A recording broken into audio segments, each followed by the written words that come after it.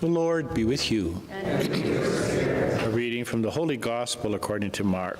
Glory to you, Lord. One Sabbath, Jesus and his disciples were going through the grain fields, and as they made their way, his disciples began to pluck heads of grain.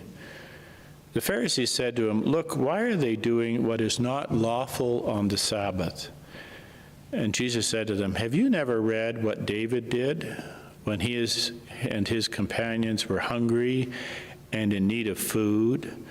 He entered the house of God when Abiathar was high priest and ate the bread of the presence, which it is not lawful for any but the priest to eat. And he gave some to his companions." Then Jesus said to them, "The Sabbath was made for people, and not people for the Sabbath. So the Son of Man is Lord even of the Sabbath." The Gospel of the Lord. Praise to you, Lord Jesus Christ.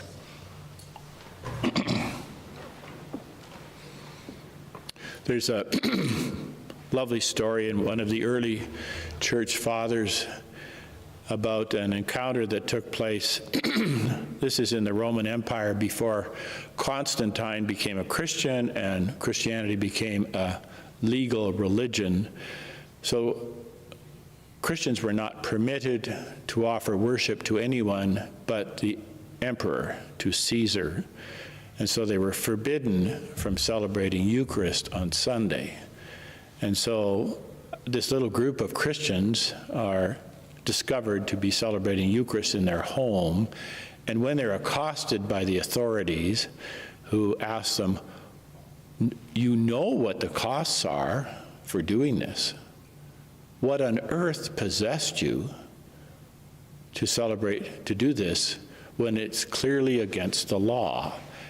And this was the reply: if we don't celebrate the Lord's Supper on the Lord's day, we are not the Lord's people. It's really interesting. They put those three things together. If we don't celebrate the Lord's Supper on the Lord's day, we are not the Lord's people. And so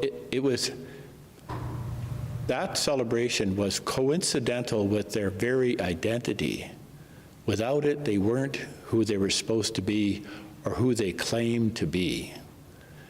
And at the center of that mystery of celebrating the Lord's Supper on the Lord's day is entering into the Lord's rest, the culmination of God's work of creation. And on the day of the Lord's rest, we are invited to lay down our burdens. And one of the burdens that we are invited to lay down are those old hurts and angers and resentments that we pack around with us, that we carry around with us. Memories of old hurts, old wounds, old unfairnesses that we have suffered at the hands of someone else. So one of the mysteries of the Sabbath rest on the Sabbath is for us to identify, here's an injury, here's an old wound, here's an old memory, and I'm going to pray on the Sabbath to God, help me to let go of that one. And every Sabbath to be able to say, what burden am I going to let go of, to lay down today, so that I can more fully enter into the mystery of the Lord's rest. So I offer that to you as a suggestion for how to keep the Lord's day and experience the rest that God created for us when God completed his mystery of creation. So let's stand now and offer our prayers to the Father.